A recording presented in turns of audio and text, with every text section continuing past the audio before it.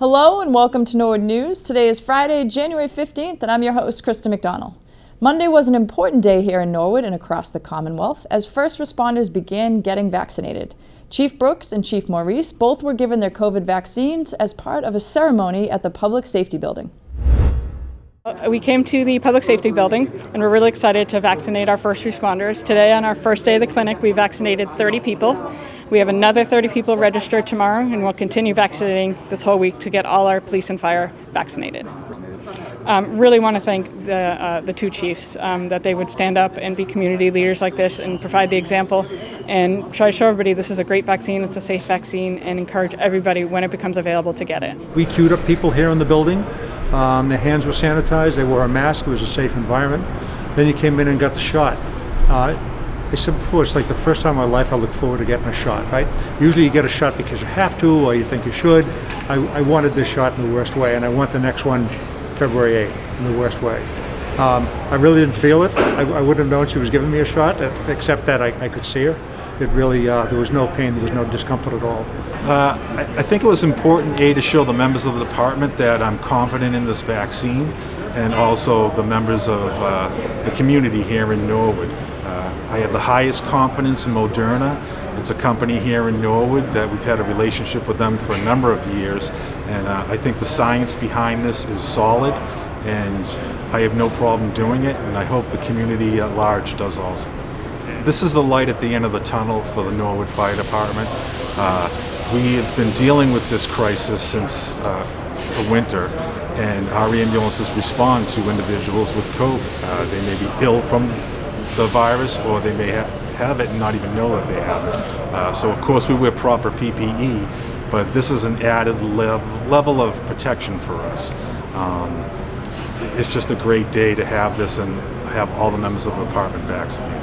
Well, I was a little torn. I think in one regard you think, gee, I don't want to stand in the way of somebody who might have some comorbidities. Maybe I should hang back. But I think when you're in government in a leadership position, particularly a visible leadership position like a public safety chief, it does make sense to set an example and to let people know that we have faith in the Moderna product and we feel this completely safe. So for Chief Maurice and I to be here on day one, get the shot, and then talk about what we think, I do think it'll be helpful. I hope that all my friends in the town of Norwood get the shot and that they get themselves vaccinated so they protect themselves and their households. And if we help them come to a comfort level with that, I'm happy about that. Keep aware of things. We will be putting out information through all our platforms, through social media, and we look forward to a time when we can really start some mass vaccinations and get the community vaccinated. As both chiefs said, it finally feels like we are on the offense against COVID pandemic. With most of the first responders receiving the COVID-19 vaccine in Norwood this week, Sigal Reese was able to update us on the progress of the distribution, as well as what the next steps are in receiving the vaccine. We are very excited to begin vaccinating our first responders this week. We're working to provide all police and fire with their first dose of the Moderna vaccine. We will be having a second clinic 28 days later to provide the second dose. We look forward to expanding on these clinics and to progress through the state phased approach to vaccine distribution. At this point, we can only vaccinate those designated in phase 1 of the plan. There will be small closed clinics that target those specific populations. There are more and more vaccinators coming online, and our capacity across the state is increasing. If you want to know when you can get your vaccine or have vaccine questions, please visit the state website. The information is updated regularly. We don't have any additional information than what is posted on the state website. If you are part of a phase 1 target group, there is a map on the website that will show you clinic locations. In addition, we will be able to offer public clinics in the spring. Information will be posted on the town website, on social media, and with the Swift Reach call system. If you haven't already, please make sure to register on the Swift Reach system on the town's website. Many of us are excited to be vaccinated and to continue on the road to end this pandemic. And I ask everyone to be patient with the system and know that we're working as hard as we can to move the plan forward and to get as many people vaccinated as possible. Thanks to Sigal and all the staff at the Health Department for all your hard work. Stay tuned after this break for more town news.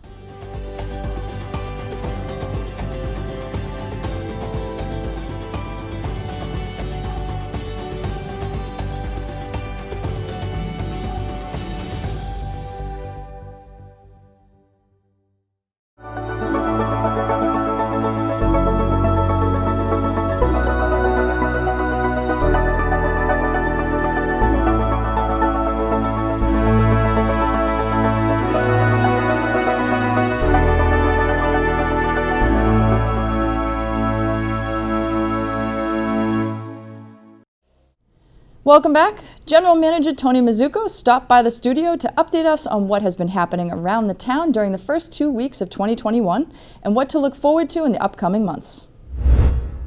Hi folks, General Manager Tony Mizuko coming to you with my monthly update. Vaccine for COVID-19 has arrived in Norwood, and this week we began vaccinating our first responders. I appreciate Chief Maurice and Chief Brooks for being willing to showcase themselves to the wider world getting the vaccine. You can find clips of that on our social media and on Norwood community media. But we expect to have offered the vaccine to all first responders in Norwood by the end of this week. We're grateful that we're finally going in the offense with this pandemic. This year we'll have a remote town meeting in February, which is entirely new for Norwood. Town meeting members, please make sure you've gotten your email address into the town clerk. And folks, look forward to our first remote town meeting via Zoom this coming February 4th. Information on town meeting will be available on the town's website. There'll be a number of training sessions for town meeting members, and there'll be additional information sessions on the articles on the warrant. This spring we'll begin our large water and road project that we approved at town meeting in the fall. This will be $4.5 million worth of water work and $2.5 million worth of road paving. You'll be getting a lot of updates from the town, and residents in affected neighborhoods will get direct information from the Department of Public Works about what work will be going on. We're looking forward to a project of this size. We know it'll tie up the roads a little bit and create a little bit of a traffic issue, but it's going to lead to better infrastructure for the town and a lot more roads being paved. We've had some changes at the town that we're both happy and sad to announce. Jim Collins, longtime Light Department Superintendent, has retired. We wish Jimmy well in his retirement, and we're happy to announce that Kevin Shaughnessy has been promoted to replace Jimmy Collins as the Superintendent of the Light Department. Congratulations to Jimmy and to Kevin. Charlotte Kennelly, our Library Director, has also retired, and we wish Charlotte well as she retires, and we want to welcome Clayton Cheever, who will be the new Director of the Morrill Memorial Library. This week we held a middle school planning forum where community members were able to give their input on our new middle school project. As everyone knows, we're looking towards redoing the Coakley Middle School or possibly rebuilding a whole new middle school project. And the Middle School Building Committee, chaired by Alan Slater, held their first forum, and it went very well. We have a new website up that will allow you to follow all the updates on the middle school project. And last but not least, I just want to remind everyone, the COVID numbers in Norwood are still high. Even though the vaccine has begun to roll out, we are seeing community spread, so we encourage everyone, please wear a mask, wash your hands, socially distance yourselves, and stay safe. And if you're not feeling well, please don't go to work, don't go to school, or don't go out into the community. Thank you. Thanks, Tony. The school department announced late last week that they moved to the DPH guidelines for quarantine, which has also been adopted by DESE, the Department of Elementary and Secondary Education. Superintendent Thompson explains the new guidelines. So I'm here to kind of update the community on the new quarantine requirements. So what basically happened, and unfortunately, unlike some of the governor's orders where we have like a week of information gathering and adjustment, it was the new regulations or guidelines from the Department of Public Health were given out after our last school committee meeting. We did not have time to talk about it, but we have moved to the Department of Public Health guidelines. So we are now in sync with the health department here in Norwood. And those guidelines are basically for quarantine. And this is not if you have the virus. This is if you've been exposed. We're asking that people strictly quarantine for 7 days. If they have a negative test after 5 days of their exposure, they could not break their quarantine after 8 days. However, we do need people to strictly monitor their health, their temperature, et cetera, if there's any indication they need to go back into quarantine. The other option is to do so after 10 days, again, a negative test, and that would be released on the 11th day. And again, still have to monitor for the rest of the time. And the last piece is, a full 14-day quarantine. I'm not a public health expert. I'm not going to try to second guess why the change, but I think we're trying to get people to test earlier, to know, and realizing that it is difficult to stay home for 14 days. With that, the key thing is that we do need people to monitor the health, whether they're quarantined or not, whether they're exposed or not. If you are sick, if you have been exposed, you should get tested. If you're being tested, you should not come to school.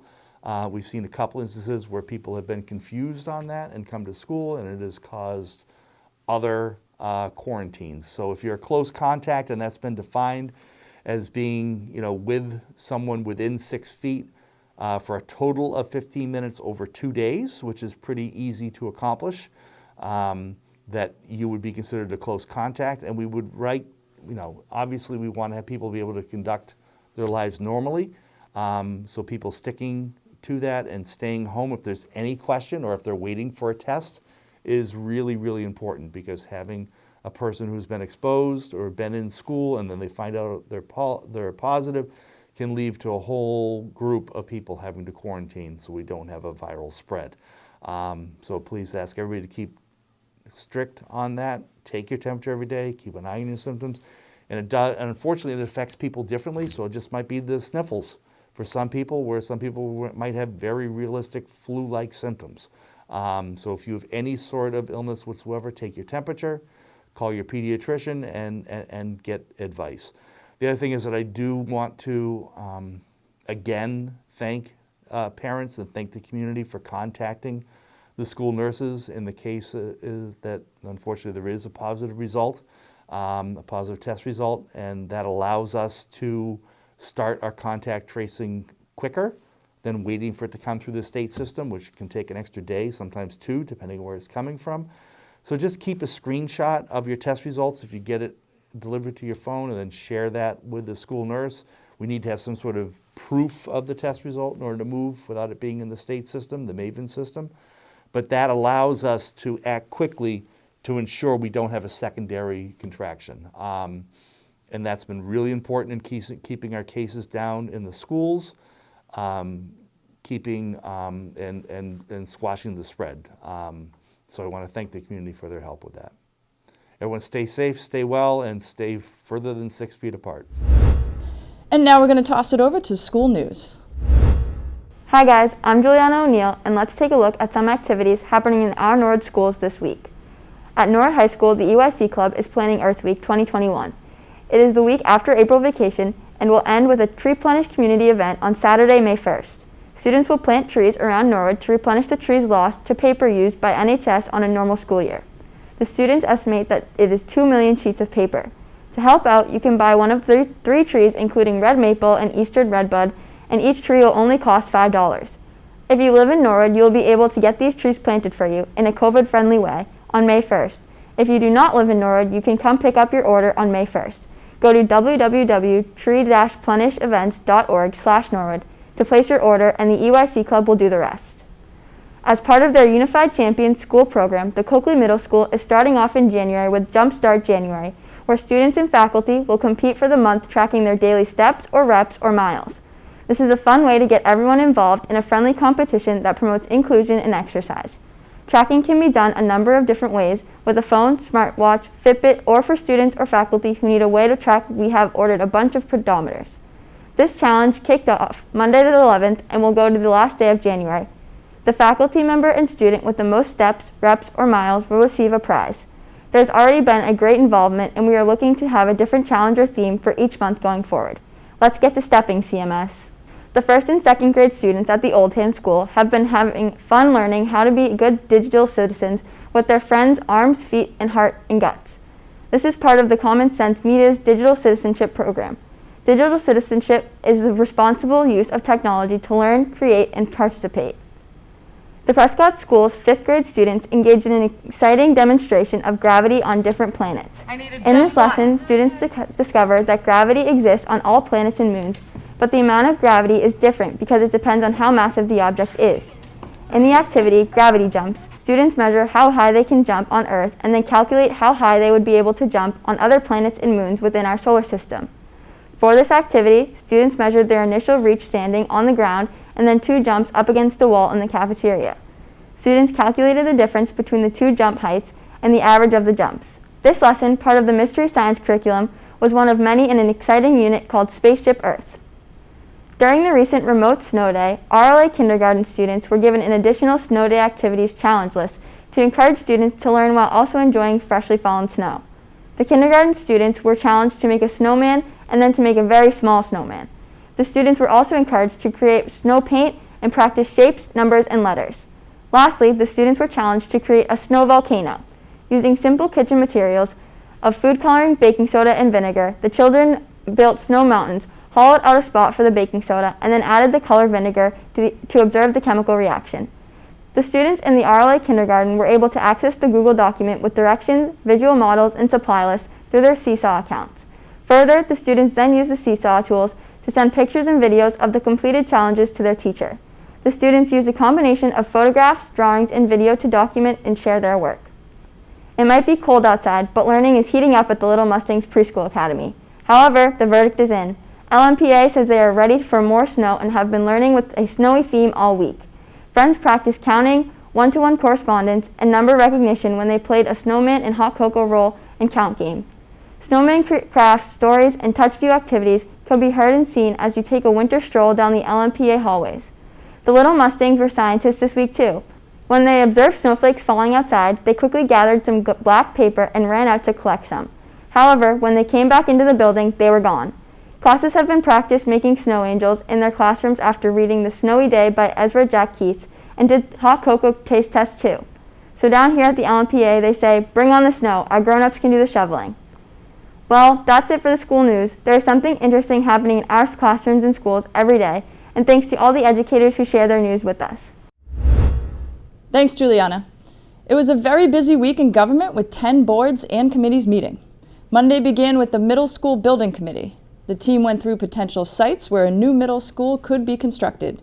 Justin Tebow walked the committee through the middle school construction timeline, with their next milestone having been the community forum, which took place Thursday night. The Planning Board also held a meeting Monday night. The board held a public hearing with representatives of Bank of America, located at 699 Washington Street. Heather Dudko, the sign permit consultant for the bank, presented 2 proposed internally lit signs.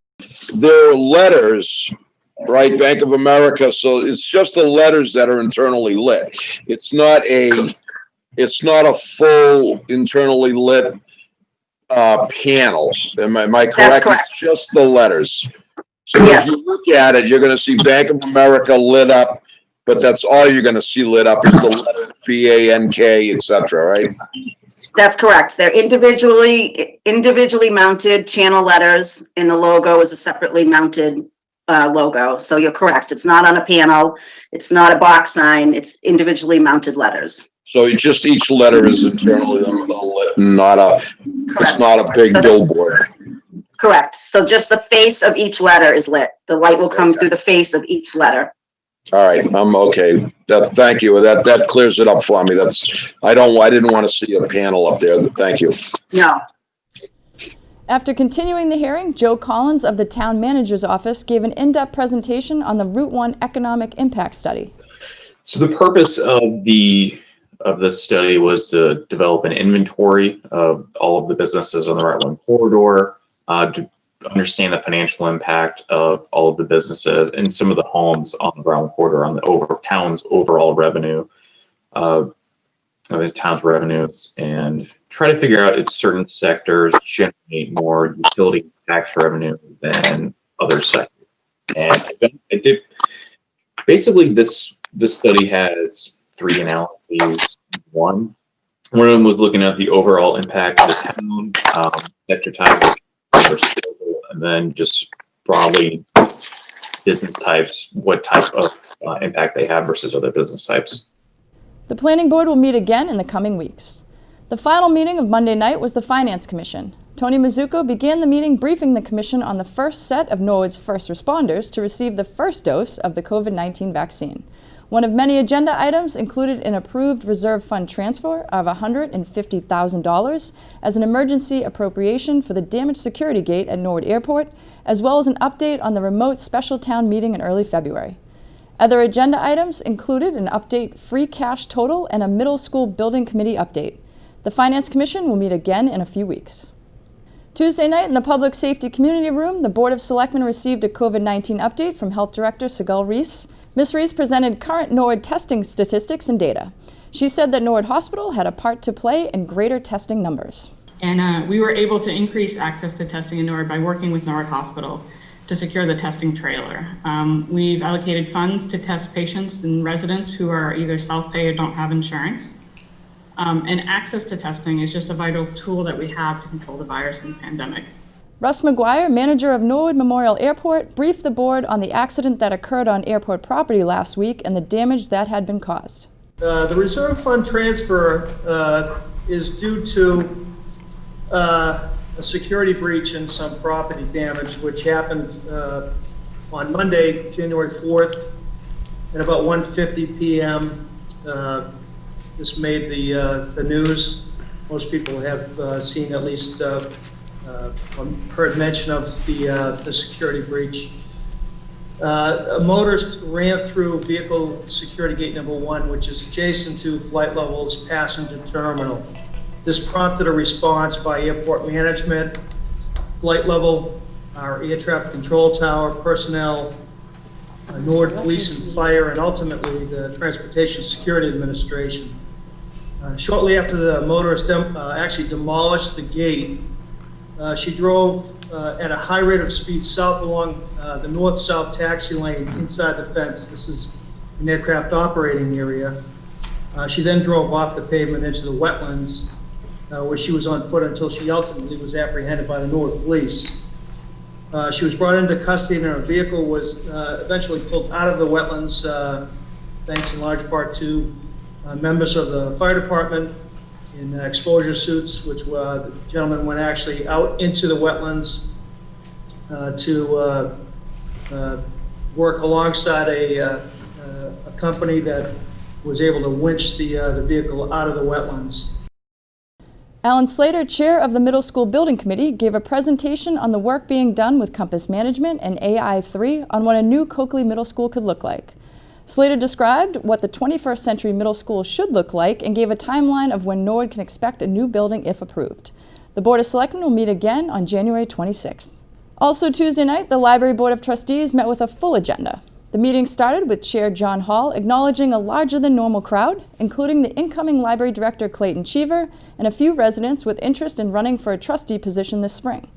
The trustees approved the hiring of a consultant for the 2022 to 2026 strategic plan, discussed the plan for the FY 2022 budget, and Library Director Charlotte Kennelly updated the board on the status of the 2 job positions open at the library.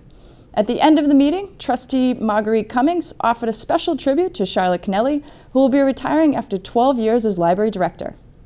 Tonight is Charlotte's last night with all of us, so I just want to take this time to say, I'm going to try to say how much we just are going to miss you and how sad we are to see you go, but how happy we are that you're going out healthy, happy, having your whole life ahead of you. And I want to thank you so much for the last 12 years, for all you've done, not just for the library, but for every person that's walked through the library.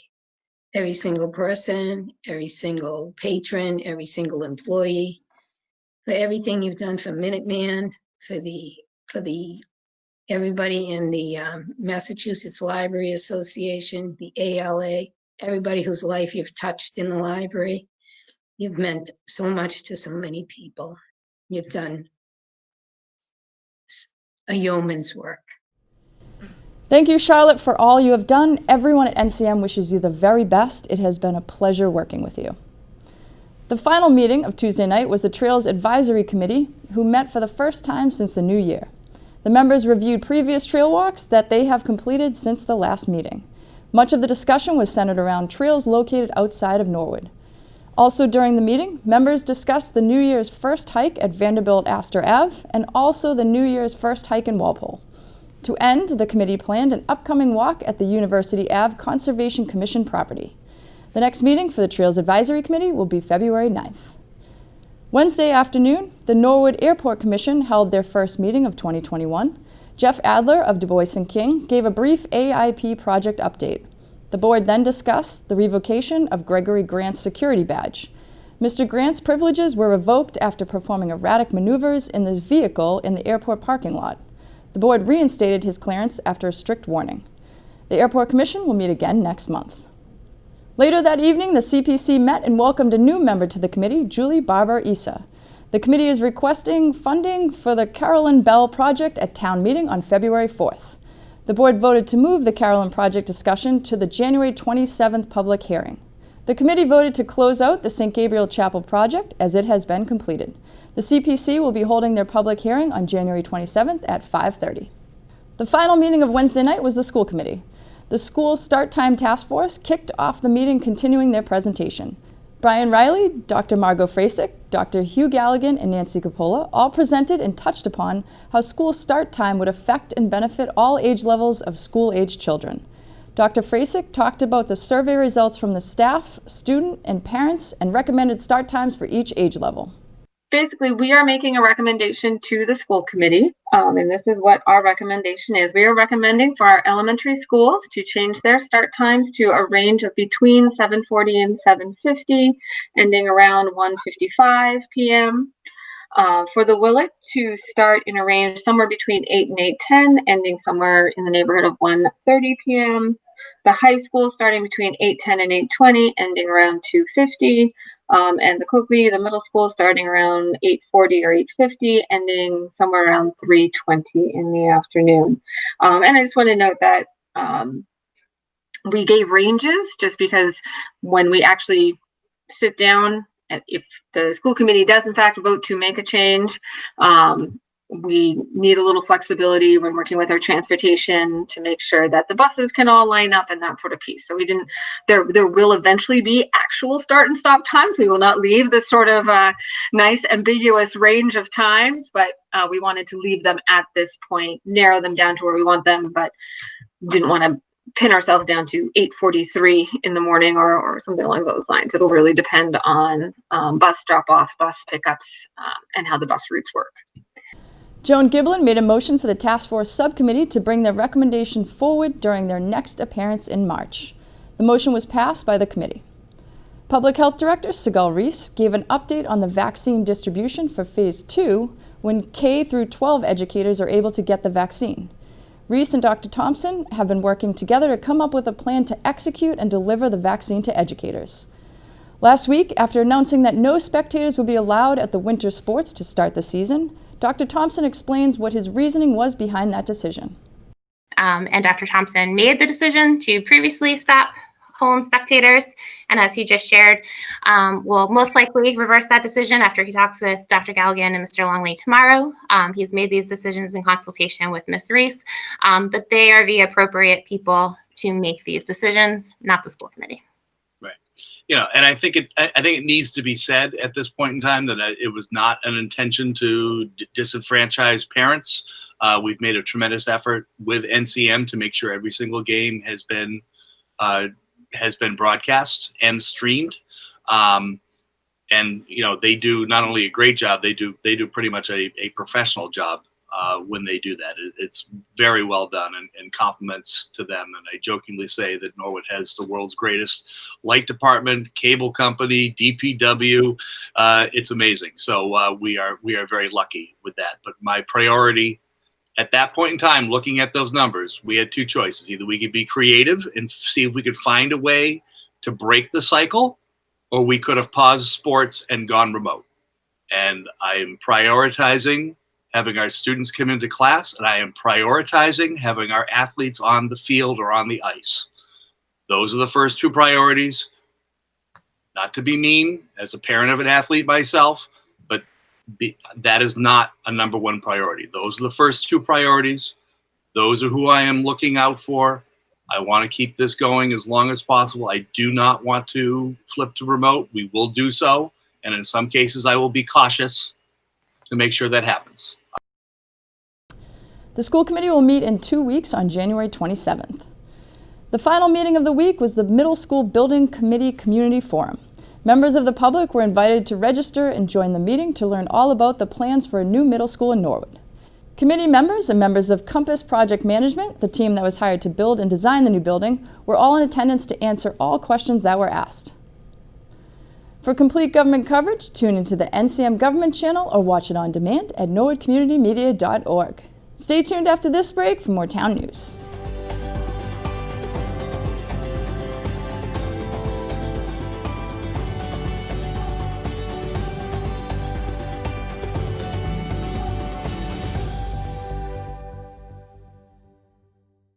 Hi, I'm Chief Bill Brooks of the Norwood Police Department.